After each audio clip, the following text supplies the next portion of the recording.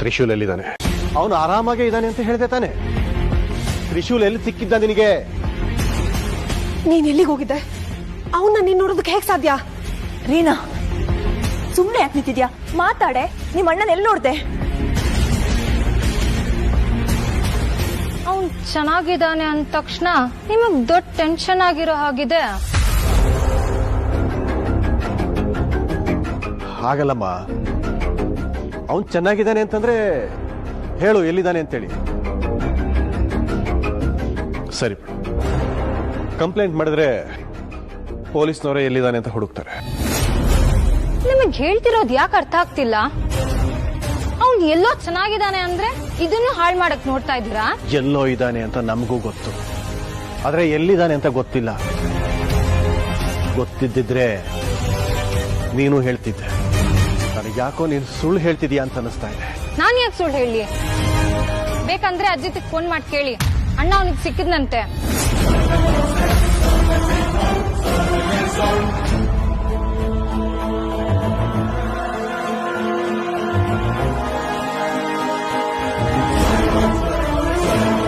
ಅಜಿತ್ ಎಲ್ಲಿದ್ಯಾ? ತಕ್ಷಣ ಮನೆಗೆ ಬಾ.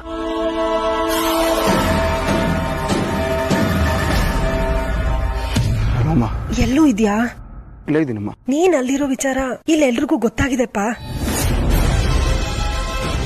ಎಲ್ರಿಗೂ ಯಾರು ಹೇಳಿದ್ರಮ್ಮ? ಅಜಿತ್ ಸಿಕ್ಕಿದ್ನ ನಿನ್ಗೆ? ಹಾ, ಅವನ್ ಬಂದು ರೀನಾಂಗ್ ಹೇಳಿದಾನೆ. ರೀನಾ ಮನೇಲಿ ಮಾತಾಡುವಾಗ ಬಾಯ್ ತಪ್ಪಿ ನೀನೆಲ್ಲೋ ಆರಾಮಾಗಿದ್ಯಾ ಅಂತ ಹೇಳಿದ್ಲು. ಇವಾಗ ಅವರೆಲ್ಲ ಸೇರ್ಕೊಂಡು ಅವಳಗ್ ಫೋರ್ಸ್ ಮಾಡ್ತಿದ್ದಾರೆ. ಏನಮ್ಮ ಮಾಡೋದು ಇವಾಗ? ಬೇರೆ ದಾರಿನೇ ಇಲ್ಲ ಕಣೋ. ನೀನ್ ಅಲ್ಲಿಂದ ಬೇರೆ ಎಲ್ಲಾದ್ರೂ ಹೋಗ್ಬಿಡು. ಇಲ್ದಿದ್ರೆ ಇವರೆಲ್ಲ ಅಲ್ಲಿಗೆ ಬಂದು ಕೃಷ್ಣ ಜೊತೆ ಮದುವೆ ಮಾಡಿಸ್ಬಿಡ್ತಾರೆ. ಅಮ್ಮ, ನಾನೇನೋ ಇಲ್ಲಿಂದ ಎಲ್ಲಿಗೂ ಹೊಟ್ಟೋಗ್ಬಿಡ್ಬೋದು, ಆದ್ರೆ ನನ್ನನ್ನು ಹುಡ್ಕೊಂಡ್ ಬರೋರು ಇಲ್ಲಿ ಶೈಲು ಏನಾದ್ರು ನೋಡಿದ್ರೆ ಇನ್ನೊಂದು ಸಮಸ್ಯೆ ಶುರು ಆಗೋದಿಲ್ವೇನಮ್ಮ? ಮತ್ತೆ ಇವಾಗ ಬೇರೆ ಏನ್ ಮಾಡೋದು? ಇಲ್ಲಿ ಶೈಲು ಕನ್ವಿನ್ಸ್ ಆಗಿ ನನ್ನ ಪ್ಲಾನಿಗೆ ಒಪ್ಕೊಂಡು ಬರೋ ತನಕ ಸ್ವಲ್ಪ ಕಷ್ಟನೇ ಅಮ್ಮ. ಅಜಿತ್ ಹೇಗೋ ಶೈಲುನ ನೋಡಿದಾನೆ, ಇವಳನ್ನ ಶಿವಾನಿ ಅಂತ ಅನ್ಕೊಂಡಿದ್ದಾನೆ. ಅವ್ನು ಯಾರಿಗೂ ಹೇಳಲ್ಲ ಅನ್ನೋ ನಂಬಿಕೆ ಇದೆ. ಸರಿ ಕಣೋ.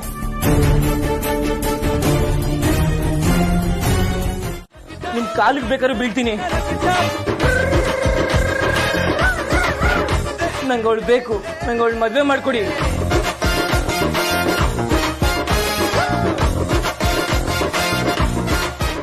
ಬೇಡ್ಕೊಂತೀನಿ ಅಂತ ಅನ್ಕೊಂಡ್ರಾ?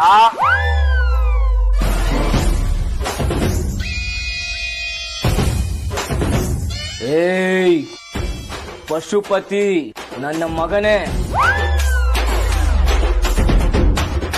ನಿನ್ ಹೆಣ ಸುಟ್ಟಾಕ್ಬಿಡ್ತೀನಿ, ಮದ್ವೆ ಮಾಡ್ಕೊಡ್ತೀನಿ ಅಂತ ಅನ್ಬಿಟ್ಟು ಈಗ ನನ್ ಮಂಗ ಮಾಡ್ತಾ ಇದ್ಯಾ? ಸುಟ್ಟಾಕ್ತೀನಿ, ಎಲ್ರು ಒಟ್ಟಿಗೆ ನಿಲ್ಸ್ಬಿಟ್ಟು ಸುಟ್ಟಾಕ್ಬಿಡ್ತೀನಿ. ನಿನಗ್ ನಾಟಕ ಅಷ್ಟೇ ಮಾಡಕ್ ಬರುತ್ತೆ, ನಾನ್ ನಿನಗ್ ಒರಿಜಿನಲ್ ಸಿನಿಮಾ ತೋರಿಸ್ತೀನಿ. ಶೈಲುನ ಮದ್ವೆ ಆಗ್ತೀನಿ ಅಂತ ಇಡೀ ಊರಿಗೆ ಫ್ಲೆಕ್ಸ್ ಹಾಕ್ಸಿದೀನಿ. ಈಗ ಮದ್ವೆ ಬೇಡ ಅಂತ ಇದ್ಯಾ? ಊರ್ನವ್ರಿಗೆ ನನ್ ಮದ್ವೆ ಊಟ ಬೇಕೋ ಇಲ್ಲ ನಿಮ್ಗಳು ತಿಥಿ ಊಟ ಬೇಕೋ? ನೀವೇ ನಿರ್ಧಾರ ಮಾಡಿ.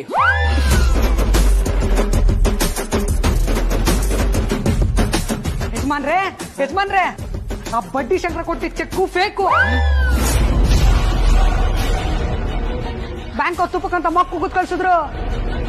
ಓ, ಅದು ಗೊತ್ತಾಯ್ತಾ? ಸುಮ್ನೆ ದುಡ್ಡು ಕೊಡಕ್ ನಾನೇ ನಿಮ್ಮ ಅಪ್ಪನ? ಅವಳು ನೋಡ್ದೆ, ನನ್ಗಿಷ್ಟ ಆಯ್ತು. 3-4 ತಿಂಗಳು ಅವಳ ಜೊತೆ ಓಡಾಡಿ ಅವಳನ್ನ ಬಿಡ್ತೀನಿ. ಅದೇ ನನ್ನ ಜಾಯಮಾನ.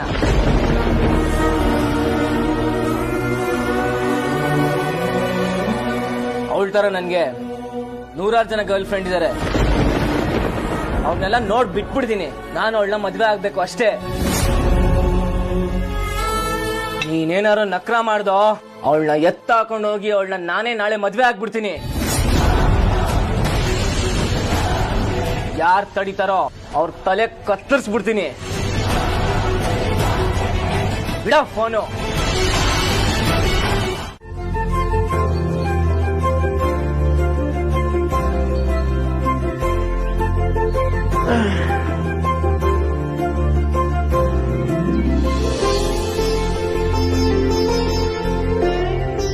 ಇವತ್ತು ಹೇಗಾದ್ರೂ ಮಾಡಿ ಶೈಲು ಮೇಡಮ್ನ ಕನ್ವಿನ್ಸ್ ಮಾಡಲೇಬೇಕು, ಇಲ್ಲ ಅಂದ್ರೆ ಆಗೋದೇ ಇಲ್ಲ.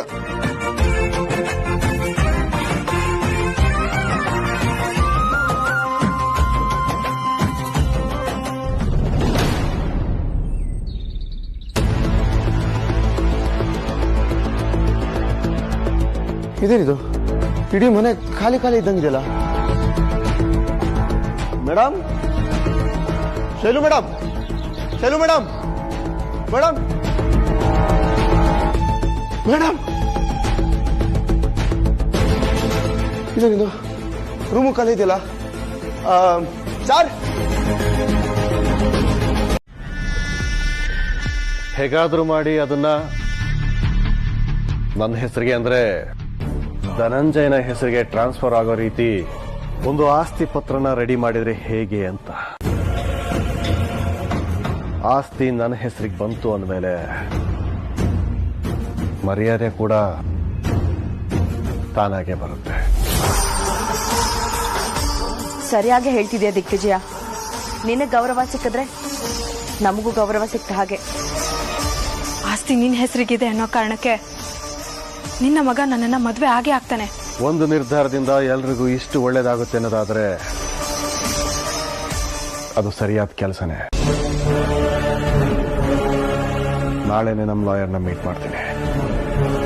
ಅದಕ್ಕೂ ಮುಂಚೆ ಒಂದು ತಳಪಾಯ ಹಾಕೋ ಕೆಲಸ ಇದೆ. ಎಷ್ಟೋ ವರ್ಷಗಳ ನಂತರ ಮನೆಗೆ ಬರುವಾಗ ಏನೇನೋ ಕಲ್ಪನೆಗಳಿತ್ತು, ಆದರೆ ಮನೆಯವರ ಪ್ರೀತಿ ಎಲ್ಲ ಬರೀ ಭ್ರಮೆ ಅನ್ನಿಸ್ತಾ ಇದೆ. ಧನಂಜಯ್, ಯಾಕಪ್ಪ ಈಗ ಯಾಕಪ್ಪ ಈ ಮಾತು? ನಂಬಿಕೆ ಇಲ್ಲದ ಕಡೆ ನಾನು ಯಾಕೋ ಮನೇಲಿರ್ಬೇಕು ಅಂತ ಅನ್ನಿಸ್ತಾ ಇಲ್ಲ. ಯಾಕಾದ್ರೂ ಈಗ ಮನೆಗೆ ಬಂದು ಅಂತ ಅನ್ನಿಸ್ತಾ ಇದೆ ಅಮ್ಮ. ನೀನು ಈ ಮನೆಗೆ ಬಂದಿದ್ದು ತಾಯಿ, ಬಂಧು ಬಳಗ, ಮನೆ ಅಂತ. ಆದ್ರೆ ಎಲ್ಲರಿಗೂ ಗೊತ್ತಾಗೋದಕ್ಕಿಂತ ಮುಂಚೆನೆ ಈ ಬಂಧನನೇ ಬೇಡ ಅಂತ ಹೊರಟೋಗ್ತೀನಿ ಅಂತ ಹೇಳ್ತಾ ಇದೆಯಲ್ಲೋ. ಮನೆಗೆ ಬಂದಾಗ ಕಳೆದು ಹೋದ ಪ್ರೀತಿ ಸಿಗುತ್ತೆ ಅಂತ ಅಂದ್ಕೊಂಡು ಬಂದೆ. ಎಲ್ಲ ನನ್ನವರು ಅಂತ ಅಂದ್ಕೊಂಡು ಬಂದೆ. ಆದ್ರೆ ಯಾರಿಗೂ ನನ್ನ ಮನಸ್ಸೇ ಅರ್ಥ ಆಗ್ತಿಲ್ಲ. ಅಂದಮೇಲೆ ನಾನಿನ್ ಯಾಕಿರ್ಲಿ ಇಲ್ಲಿ?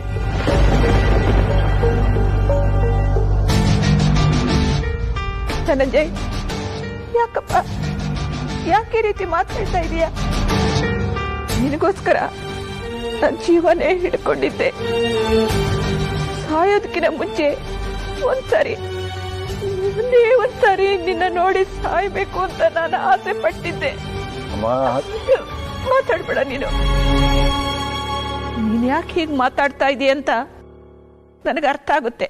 ನೀನಾ ನಿನ್ ಜೊತೆ ಹೊರಟಾಗಿ ನಡ್ಕೊಂಡಿದ್ದಕ್ಕೆ ತಾನೆ ನೀನ್ ಈ ನಿರ್ಧಾರಕ್ಕೆ ಬಂದಿರೋದು. ರೀನಾ, ರೀನಾ, ಹೇಳಜ್ಜಿ. ನೋಡು, ಇವರು ನಿನ್ ಚಿಕ್ಕಪ್ಪ, ಅರ್ಥ ಆಯ್ತಾ? ನಿಮ್ಮಪ್ಪನಿಗೆ ಕೊಡೋ ಗೌರವ, ಪ್ರೀತಿ ಇವ್ರಿಗೂ ಕೊಡೋದನ್ನ ನೀನ್ ಕಲಿಬೇಕು. ನನ್ನ ಮಗ ಕಣೆ ಅವನು. ಹಕ್ಕು ಪ್ರೀತಿಯಿಂದ ಅವನು ಮಾತಾಡಿದ್ರೆ ಅದನ್ನ ತಪ್ಪು ಅಂತ ನೀನ್ ಯಾಕೆ ತಿಳ್ಕೊತೀಯ? ಅವನು ಪ್ರೀತಿಯಿಂದ ಹೇಳಿದ್ದು ನೀನ್ ಯಾವತ್ತೂ ತಪ್ಪು ಅಂತ ತಿಳ್ಕೋಬಾರ್ದು, ಗೊತ್ತಾಯ್ತಾ?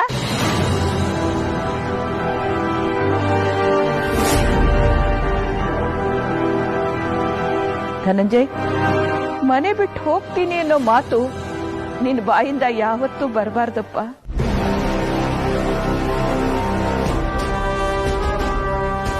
ಸರಿ ಅಮ್ಮ, ನಿನ್ನ ಮಾತಿಗೆ ಬೆಲೆ.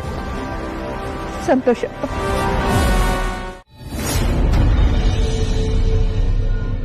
ಅಮಾವಾಸ್ಯೆ ಹತ್ತಿರ ಬರುತ್ತಿದೆ. ಏನು ಮಾಡಲಿ? ಯಾವುದೇ ಕಾರ್ಯ ಪೂರ್ಣವಾಗಿ ಮುಗಿಯುತ್ತಿಲ್ಲ. ಬಿದ್ದ ಪ್ರಹಾರ ನನ್ನ ಮುಖವನ್ನಷ್ಟೇ ಅಲ್ಲ, ಮನಸ್ಸನ್ನು ಕೆಡಿಸಿಬಿಟ್ಟಿದೆ. ಯಾವುದೇ ಮಂತ್ರ ಮನಸ್ಸಲ್ಲಿ ಹೊಳೆಯುತ್ತಿಲ್ಲ. ಪೂಜೆ ಮಾಡುವುದಕ್ಕೂ ಕಷ್ಟವಾಗಿದೆ. ತಾಯಿ ಜ್ವಾಲಮಾಲಿನಿ, ನೀನೇ ದಾರಿ ತೋರು ತಾಯೇ, ದಾರಿ ತೋರು. ಗುರುಗಳೇ, ಓಹೋ ನಂದೀಶ, ಸರಿಯಾದ ಸಮಯಕ್ಕೆ ಬಂದೆ. ತಾಯಿ ಜ್ವಾಲಮಾಲಿನಿ ದಾರಿ ತೋರಿಸೇ ಬಿಟ್ಟಳು. ನಂದೀಶ, ನಾಗಮಣಿಯನ್ನು ಹುಡುಕೋದಿಕ್ಕೆ ಒಂದು ಮಹಾಪೂಜೆ ಮಾಡಬೇಕಾಗಿದೆ. ಅದಕ್ಕೆ ನಿನ್ನ ಸಹಾಯ ಬೇಕು. ಗುರುಗಳೇ, ಈಗ ಆ ಪೂಜೆ ಮುಖ್ಯ ಅಲ್ಲ, ಪೂಜೆ ಬೇರೆನೆ ಮಾಡಬೇಕಾಗಿದೆ. ಬೇರೆ ಪೂಜೆ ಏನದು? ಹೌದು ಗುರುಗಳೇ, ನಾಗಮಣಿನ ಹುಡ್ಕೋದು ಮುಖ್ಯ ಅಲ್ಲ, ಯಜಮಾನರನ್ನು ಹುಡ್ಕೋದೇ ಮುಖ್ಯ. ದಿಗ್ವಿಜಯನ ಹುಡುಕೋ ಪ್ರಯತ್ನ ನಿರಂತರವಾಗಿ ನಡೀತಾನೆ ಇದೆ. ಆದರೆ ದಿಗ್ವಿಜಯನ ಇರುವಿನ ಅರಿವನ್ನೂ ಬಾರದ ಹಾಗೆ ಅವನ ಸುತ್ತ ಮಾಯಾ ಕವಚ ರಚನೆಯಾಗಿದೆ. ಹಾಗಾಗಿ ತಿಳಿಯುತ್ತಿಲ್ಲ. ಅದನ್ನು ತಿಳಿಯಲು ನಾಗಮಣಿಯ ಶಕ್ತಿಯ ಅವಶ್ಯಕತೆ ಇದೆ. ಆದ್ರೆ ನನಗೆ ನಾಗಮಣಿ ಮುಖ್ಯ ಅಲ್ಲ ಗುರುಗಳೇ, ಯಜಮಾನರು ಮುಖ್ಯ. ಯಜಮಾನರು ಮನೆಗೆ ಬರೋದೇ ಮುಖ್ಯ. ಗುರುಗಳೇ, ನೀವೇನ್ ಬೇಕಾದ್ರೂ ಕೇಳಿ, ನಾನು ತಂದ್ಕೊಡ್ತೀನಿ. ನಿಮ್ ಪೂಜೆಗೂ ಸಹಾಯ ಮಾಡ್ತೀನಿ. ಆದ್ರೆ ಯಜಮಾನರು ಮಾತ್ರ ಮನೆಗೆ ಬರಬೇಕು. ಅವ್ರು ಎಲ್ಲಿದ್ದಾರೆ ಅಂತ ಗೊತ್ತಾಗ್ಬೇಕು. ಯಜಮಾನರನ್ನ ಕರೆಸಿ ನಾನ್ ತುಂಬಾ ನಿಯತ್ನೋನು ಅಂತ ಎಲ್ಲರೂ ಅನ್ಕೊಳ್ಳಿ. ಆಮೇಲೆ ನಾನ್ ತುಂಬಾ ನಿಷ್ಠ ಅಂತ ಎಲ್ಲರೂ ನಂಬ್ತಾರೆ. ಅದೇ ನನ್ನ ಕೈ ಹಿಡಿಯುತ್ತೆ. ಓಹೋ, ನಂದೀಶನಲ್ಲಿ ಸ್ವಾಮಿ ನಿಷ್ಠೆ ಸ್ವಲ್ಪ ಜಾಸ್ತಿನೇ ಇದೆ. ಮುಂದೆ ನನಗೆ ಉಪಯೋಗಕ್ಕೆ ಬಂದರೂ ಬರಬಹುದು.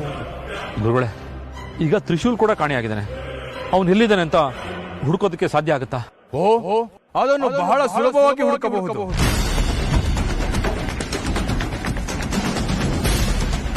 ಓಂ ಜ್ವಾಲಮಾಲಿನಿಯೇ ನಮಃ, ಓಂ ಮಂಜನಾ ದೇವಿಯೇ ನಮಃ, ಓಂ ಮಾಯಾ ದರ್ಪಣಾಯ ನಮಃ.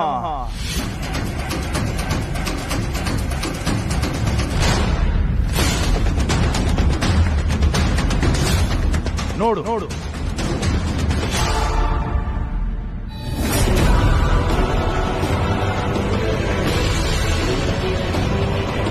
ನಿನ್ನ ಮಗ ನಿನ್ನ ಮನೆಯಲ್ಲೇ ಇದ್ದಾನೆ. ನೋಡು. ಬ್ಯಾಂಕ್ ಅಕೌಂಟ್ ಓಪನ್ ಮಾಡೋದಕ್ಕಿಂತ ಮುಂಚೆನೆ ATM ಮುಂದೆ ಕ್ಯೂ ನಿಲ್ಲೋದು ಸರಿ ಅನ್ಸತ್ತ ನಮಗೆ? ಸರಿ, ನಾವಿವಾಗ ಏನ್ ಮಾಡ್ಬೇಕು ಅದನ್ನ ಸರಿಯಾಗಿ ಎಕ್ಸ್ಪ್ಲೈನ್ ಮಾಡು. ನಾನ್ ನಾಟಕನ ಎಕ್ಸ್ಪ್ಲೈನ್ ಮಾಡ್ತೀನಲ್ಲ ಹಾಗೆ. ಹಾ ಶೈಲು, ಮೊದಲು ಈ ಫೋಟೋಗಳನ್ನೆಲ್ಲ ಸರಿಯಾಗಿ ನೋಡಮ್ಮ. ಇವರೆಲ್ಲ ಯಾರು ಗೊತ್ತಾ? ನೋಡೋದೇನಯ್ಯ, ಇವ್ರನ್ನೆಲ್ಲ ನಾನು ಆಲ್ರೆಡಿ ಮೀಟ್ ಮಾಡಿದ್ದೀನಿ. ಇವರೆಲ್ಲ ಆ ದೊಡ್ಡ ಮನೆ ಕ್ಯಾರೆಕ್ಟರ್ಸ್ ತಾನೆ. ಅದರಲ್ಲಿ ಇವರೆಲ್ಲ ಯಾಕೀಗ? ಅದೇನಂದ್ರೆ ನೀನು ಈ ದೊಡ್ಡ ಮನೆಗೆ ಹೋಗಿ ಸೇರ್ಕೋಬೇಕು. ಇವ್ರ ಮನೆ ಸೊಸೆಯಾಗಿ ಆಕ್ಟ್ ಮಾಡಬೇಕು. ಓಹೋ, ಸೊಸೆನಾ? Yes. Very nice, very nice. ಅಂದಾಗೆ ಮನೆ ಮಗ ಯಾರು? ನಾನೇ.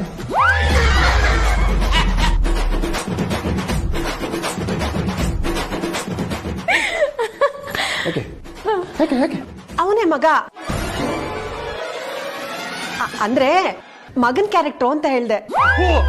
ಅಂದ್ರೆ double acting, hero come director. ಅಲ್ಲ, ಮನೇಲಿ ಅದೆಂತದು ರಿಯಾಲಿಟಿ ಶೋ? ಅದು ಈ ಲಾಕ್ಡೌನ್ ಅಲ್ಲಿ ಆಗೋಗಿತ್ತಲ್ಲ, ಆವಾಗಿಂದ ಯಾವ್ದು ಈ ತರ ಕ್ರಿಯೇಟಿವ್ ಶೋ ಬಂದಿರಲಿಲ್ಲ. ಅದಕ್ಕೆ ಈ ರಿಯಾಲಿಟಿ ಶೋ. ಏನ್ ಪ್ರಯೋಜನ ಇದರಿಂದ? ಇವರೆಲ್ಲರೂ ಕ್ಯಾರೆಕ್ಟರ್ಸ್ ಮಾಡ್ತಿರೋದಾ? ಹಾ ಹೌದು. ನೋಡಿ, ತುಂಬಾ ಇಂಪಾರ್ಟೆಂಟ್ ವಿಷಯ ಒಂದಿದೆ. ಇದು ರಿಯಾಲಿಟಿ ಶೋ ಅಂತ ಯಾರಿಗೂ ಹೇಳ್ಬಾರ್ದು. ಅವರು ನಿಮಗೆ ಹೇಳಲ್ಲ, ನೀವು ಅವ್ರಿಗೆ ಹೇಳ್ಬಾರ್ದು. ಇಲ್ಲಿ ಟೋಟಲ್ ಆಗಿ ಮನೆ ತುಂಬಾ ಒಂದು 80ರಿಂದ 85 ಕ್ಯಾಮ್ರಾಗಳಿರುತ್ತೆ. ಆ ಕ್ಯಾಮ್ರಾ ಎಲ್ಲಿದೆ ಅಂತ ಯಾರಿಗೂ ತೋರಿಸಲ್ಲ, ಅದು ಎಲ್ಲಿದೆ ಅಂತ ಗೊತ್ತೂ ಆಗೋದಿಲ್ಲ. ಸೊ ಇದು ಕಾನ್ಸೆಪ್ಟ್ ಎಲ್ರಿಗೂ ಅರ್ಥ ಆಯ್ತಲ್ಲ? ಅರ್ಥ ಆಯ್ತು. ಇವ್ರಿಗೆಲ್ಲ ಟ್ರೈನಿಂಗ್ ಕೊಡೋಣವಾ? ಆಫ್ಕೋರ್ಸ್. ಮೊದಲಿಗೆ ಇವ್ರ ಹೆಸರು ದಿಗ್ವಿಜಯ್ ಅಂತ.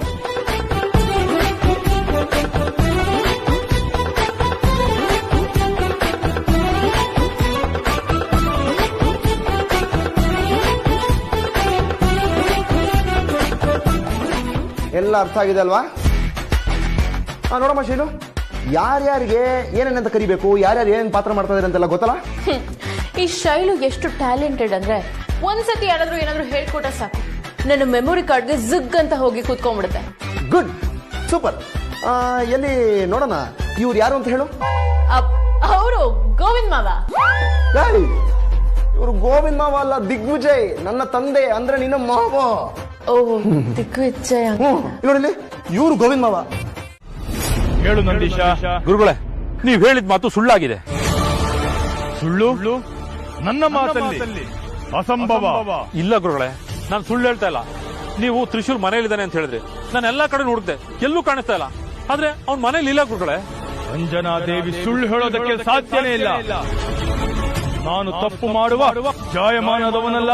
ಗುರುಗಳೇ, ನನ್ನ ಮಗ ನಿನಗೆ ತೋರಿಸಬಾರದು ಅಂತಿದ್ದೆ, ಆದರೆ ನಿನಗೆ ನಂಬಿಕೆ ಬರಬೇಕಲ್ಲ. ತಾಯಿ ಜ್ವಾಲಮಾಲಿನಿ, ತಾಯಿ ಅಂಜನಾ ದೇವಿ, ಇವನ ಅನುಮಾನವನ್ನು ಪರಿಹರಿಸು.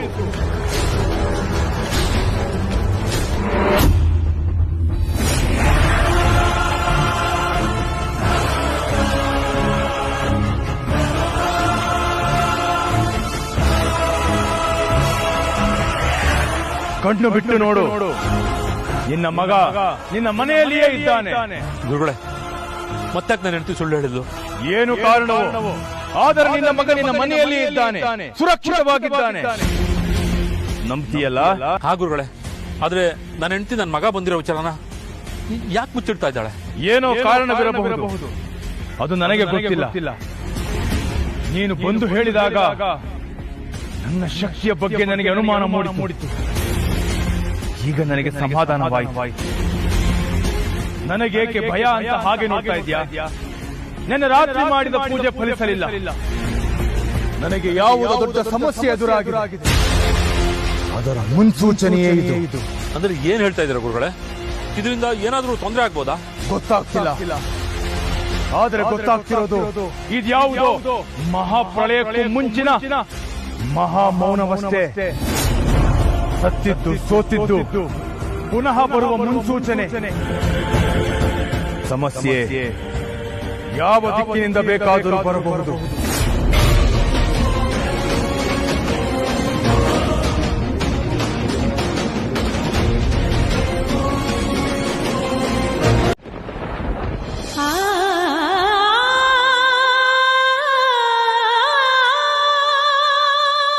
ನೀನ್ ನಿಜವಾಗ್ಲೂ ನನ್ ಶಿವಾನಿನ? ನಾನಿನ್ನು ಬದುಕಿರುವಾಗ ಬೇರೆ ಯಾರನ್ನೋ ತಂದು ಒಳ್ಳೆ ಶಿವಾನಿ ಅಂತ ಎಲ್ರಿಗೂ ನಂಬಿಸೋ ಪ್ರಯತ್ನ ಯಾಕೆ ತ್ರಿಶೂಲ್?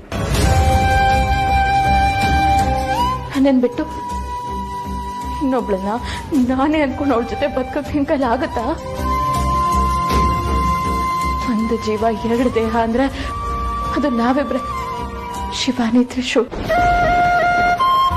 ಯಾಕೆ ತ್ರಿಶೂಲ್, ಯಾಕೆ ಹಾಗೆ ನೋಡ್ತಿದ್ಯಾ? ಮರ್ತ್ಬಿಟ್ಯಾ ನನ್ನ? ಇಷ್ಟು ದಿನ ನಿನ್ ಕಣ್ಣು ಕಾಣಿಸ್ಲಿಲ್ಲ ಅಂತ ನಿನ್ ಮನ್ಸಿಂದನೂ ದೂರ ಮಾಡ್ಬಿಟ್ಯಾ? ನೀನು ನನ್ ಶಿವಾನಿನ? ನೀನು ನಂಬಿಕೆ ಬರ್ಲಿಲ್ವಾ ನಿನ್ಗೆ? ಶಿವಾನಿನೇ, ನಿನ್ ಶಿವಾನಿನೇ ತ್ರಿಶೂಲ್.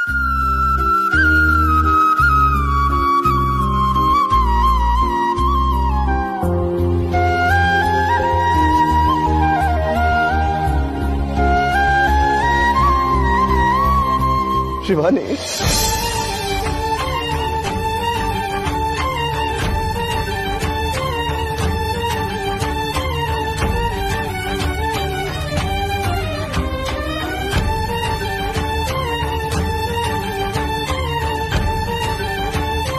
ಬಂದ್ಬಿಟ್ಯಾ ಶಿವಾನಿ? ಮತ್ತೆ ಬಂದ್ಬಿಟ್ಯಾ? ನನಗೆ ಗೊತ್ತಿತ್ತು ನಿನ್ನನ್ನು ಬಿಟ್ಟು ಹೋಗೋದಿಲ್ಲ, ಮತ್ತೆ ಬಂದೇ ಬರ್ತೀನಿ ಅಂತ ಗೊತ್ತಿತ್ತು. ಪ್ಲೀಸ್ ಶಿವಾನಿ, ನನ್ನ ಬಿಟ್ಟು ಇನ್ಯಾವತ್ತು ಮತ್ತೆ ದೂರ ಹೋಗ್ಬೇಡ.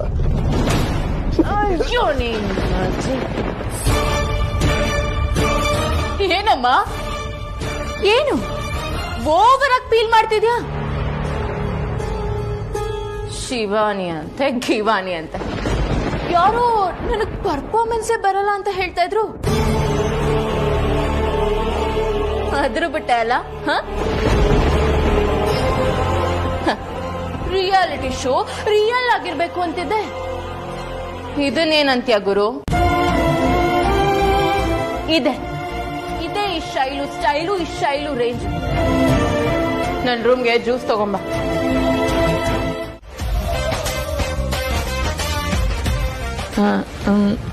ಇವರು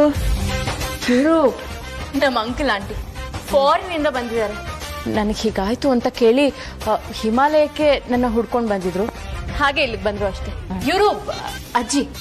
ಅಜ್ಜಿ ಅಯ್ಯೋ ದೇವ್ರೆ. ನಮಸ್ಕಾರ ನಮಸ್ಕಾರ. ಇದು ನಮ್ಮ ಅತ್ತೆ Damayanti. Uncultured peoples. Uncle aunty ಇದು ರೀ. ನನ್ನ ಸೆಲ್ಫ್ ಇಂಟ್ರೊಡಕ್ಷನ್ ನಾನೇ ಮಾಡ್ಕೊಳ್ತೀನಿ, ನೀವು ಹೊಡಿ. ಸರಿ, ಹಾಗಾದ್ರೆ ನೀವೆಲ್ಲ ಮಾತಾಡ್ತಾ ಇರಿ. ತ್ರಿಶೂಲ್ ಬಾ ಹೋಗೋಣ. Uncle aunty uncle welcome. Okay ಸರಿ ಸರಿ.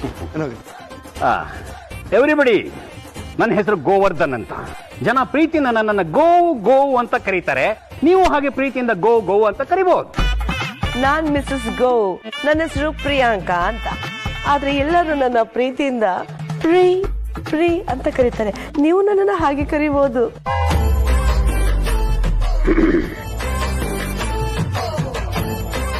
ಯಾಕ ಈ ಫೇಸ್ ಕಟ್ ನ ಎಲ್ಲೂ ನೋಡ್ದಂಗಿದೆಯಲ್ಲ?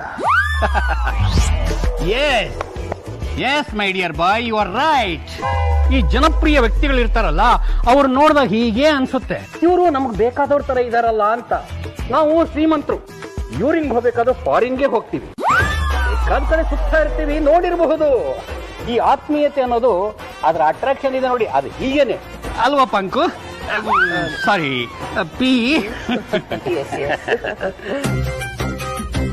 ಅಯ್ಯೋ ನಿಂತೇ ಇದ್ದೀರಲ್ಲ, ಬನ್ನಿ ಕೂತ್ಕೊಳ್ಳಿ.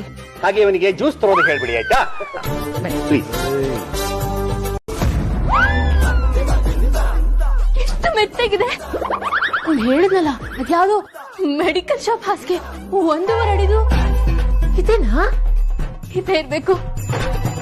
ಸಿಕ್ಕಾಪಟ್ಟೆ ಸುಸ್ತಾಗ್ತಾ ಇದೆ, ಮಲ್ಕೊಂಡ್ಬಿಡ್ತೀನಿ. ಯಾರು ಬರ್ತಾ ಇದಾರೆ? ಪರ್ಫಾರ್ಮೆನ್ಸ್.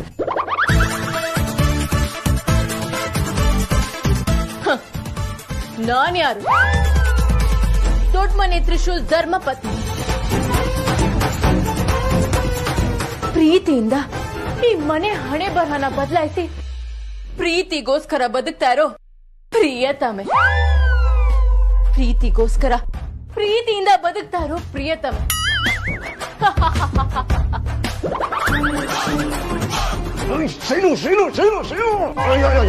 ನಿಮ್ ಬುದ್ಧಿ ಬಂದಿಷ್ಟು.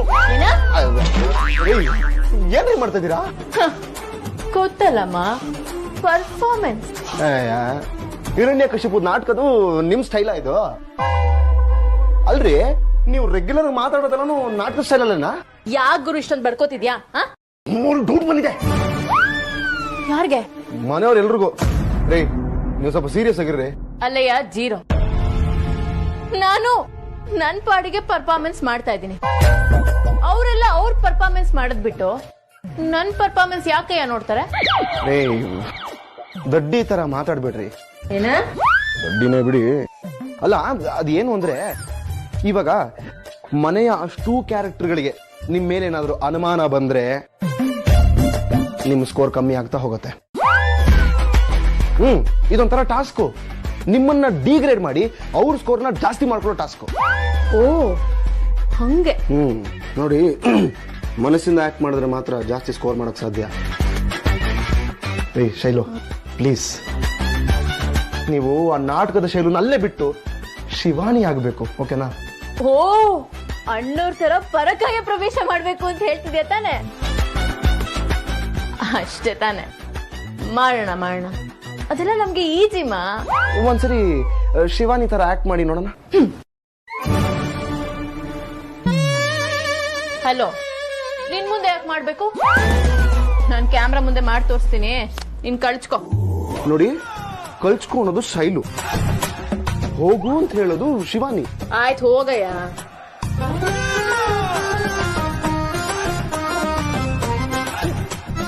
ಈ ಶೈಲು ಪರ್ಫಾರ್ಮೆನ್ಸ್ ಮಾಡಲ್ಲ, ಪಾತ್ರನ ಬದುಕಿ ತೋರಿಸ್ತಾಳೆ.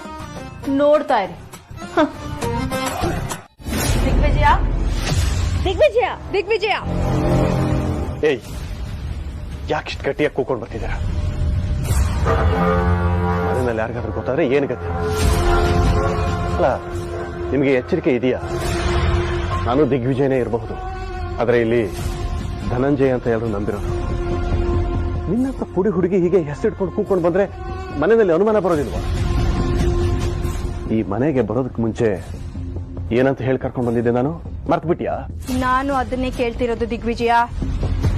ನೀನ್ ಏನ್ ಹೇಳಿದ್ದೆ ಅನ್ನೋದನ್ನೂ ಮರ್ತ್ಬಿಟ್ಯಾ? ಏನ್ ಹೇಳಿದ್ದೆ ನೀನು?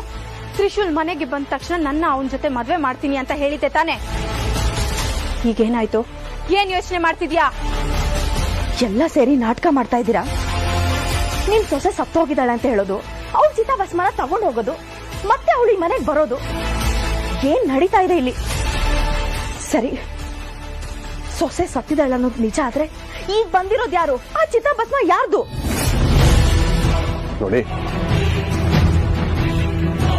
ನನಗೂ ಇದನ್ನೆಲ್ಲ ಯೋಚನೆ ಮಾಡಿ ಮಾಡಿ ನಿಮ್ಗೆ ಹೇಗೆ ತಲೆ ಕೆಟ್ಟಿದೆಯೋ ನನಗೂ ಹಾಗೆ ತಲೆ ಕೆಟ್ಟಿದೆ.